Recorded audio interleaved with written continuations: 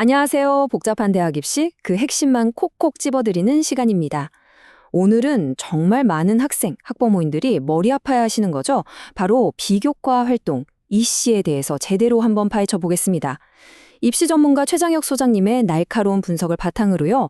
단순한 스펙 나열을 넘어서 합격을 부르는 나만의 이씨 스토리는 과연 어떻게 만드는지 그 비법을 알려드릴게요. 봉사활동은 도대체 몇 시간을 해야 되는 걸까? 리더십? 그냥 학생회장 하면 되나? 대회는 뭘 나가야 유리하지?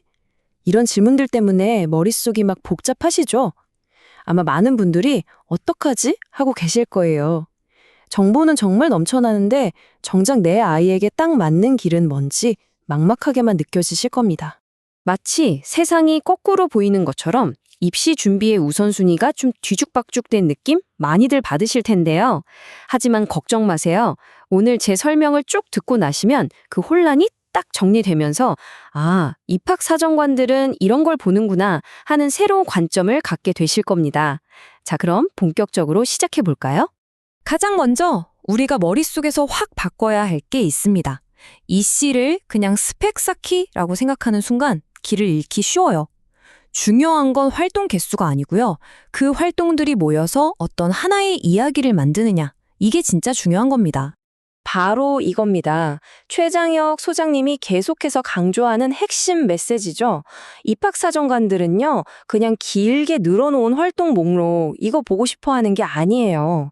그들은 지원자가 도대체 어떤 사람인지, 뭘 할 때 가슴이 뛰는지, 그리고 그 과정에서 어떻게 성장했는지를 보여주는 일관성 있고 의미 있는 서사를 찾고 있다는 거죠. 오늘 제가 말씀드리는 이 모든 전략은요, 그냥 나온 얘기가 아닙니다. 수년 동안 수많은 학생들을 성공적으로 대학에 보낸 최장혁 소장님의 깊이 있는 데이터와 경험에서 나온 거거든요. 단순한 조언이 아니라 말 그대로 검증된 성공 공식이라고 보시면 돼요. 그렇다면 입학사정관들은 이 이야기가 잘 만들어졌는지 아닌지 뭘 보고 평가할까요? 다행히도 여기엔 아주 명확한 4개의 평가 기준, 말하자면 4개의 기둥이 있습니다. 이 기둥만 잘 알면 우리 스토리의 방향이 보이기 시작하는 거죠. 자, 이 4가지 기준 하나씩 볼게요. 첫째, 지속성. 그러니까 한 분야를 얼마나 꾸준히 파고들었나. 둘째, 업그레이드.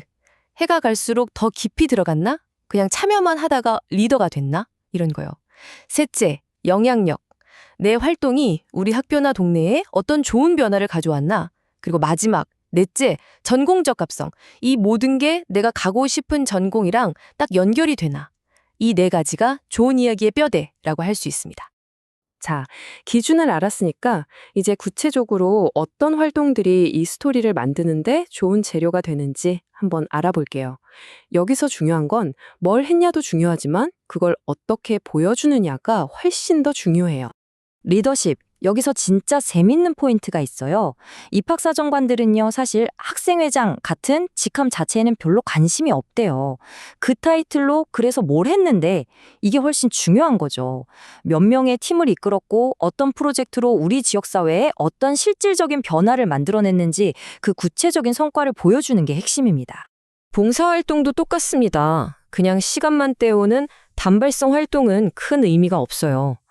입학사정관들이 진짜 보고 싶어 하는 건 학생이 어떤 사회 문제에 대해 고민하고 그걸 해결하려고 직접 프로젝트를 만들고 사람들을 이끌어가는 모습. 바로 여기서 진짜 리더십과 영향력이 보이는 거거든요. 이것 말고도 내 스토리를 훨씬 더 강력하게 만들어줄 재료들이 몇 가지 더 있습니다. 내 학업 역량을 보여주는 연구활동, 전공에 대한 진심을 보여주는 개인 프로젝트 같은 것들이요. 특히 11학년 여름방학에 하는 인턴십이나 작게라도 내 사업을 해보는 거, 이런 건 정말 다른 지원자들 사이에서 눈에 확 띄게 만드는 결정적인 한 방이 될 수 있습니다. 자, 그럼 이런 멋진 활동들 언제부터 어떻게 계획해야 할까요? 성공적인 이씨 스토리는 절대로 하루아침에 뚝딱 만들어지는 게 아니거든요. 학년별로 아주 체계적으로 계획하고 하나씩 해나가는 게 정말 중요합니다. 이 로드맵을 보시면 감이 딱 오실 거예요. 9학년 때는 교내 활동이나 국내 대회를 하면서 기본기를 다지고 내가 뭘 좋아하는지 탐색하는 시기고요. 10학년이 되면 그 경험을 바탕으로 나만의 프로젝트를 좀 더 깊게 파고들고 리더 역할도 맡아보는 거죠.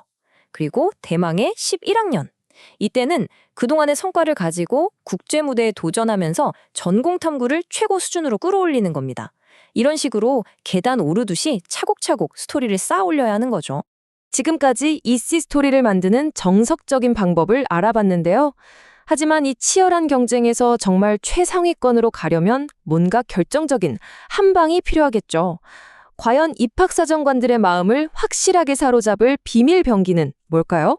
특히 연구나 프로젝트 같은 활동에서 멋진 결과물만큼이나 어쩌면 그보다 더 중요한 게 있습니다. 심사위원들이 지원자의 진정성을 확인하기 위해 꼭 들여다보는 것. 그게 바로 상위권으로 가는 결정적인 열쇠가 됩니다. 과연 뭘까요? 정답은 바로 연구 노트입니다. 우리가 보통 랩 노트라고 부르는 바로 그거요. 화려한 결과물보다 어쩌면 더 중요한 학생의 그 고민과 노력의 과정이 날 것 그대로 담겨 있는 기록인 거죠. 왜냐하면요, 심사위원들은 결과 그 자체보다 그 과정을 훨씬 더 궁금해하고 중요하게 생각하기 때문이에요. 이 노트 한 권에 아이디어가 번뜩였던 순간부터 수많은 실패와 성공, 데이터 분석, 결론까지 그 모든 여정이 담겨 있잖아요. 이게 바로 내 연구는 진짜다라고 증명해주는 가장 강력한 증거가 되는 겁니다. 자, 오늘 우리는 이 시를 스펙이 아니라 하나의 스토리로 만드는 법, 그리고 그 스토리를 평가하는 기준과 구체적인 로드맵, 심지어 비밀 병기까지 알아봤습니다. 이제 마지막으로 여러분 스스로에게 이 질문을 한번 던져보세요. 지금까지 내가 해온 활동들이 그저 흩어져 있는 점들인가요? 아니면 하나의 의미 있는 별자리를 그리고 있나요? 여러분의 이 시는 지금 어떤 이야기를 들려주고 있나요?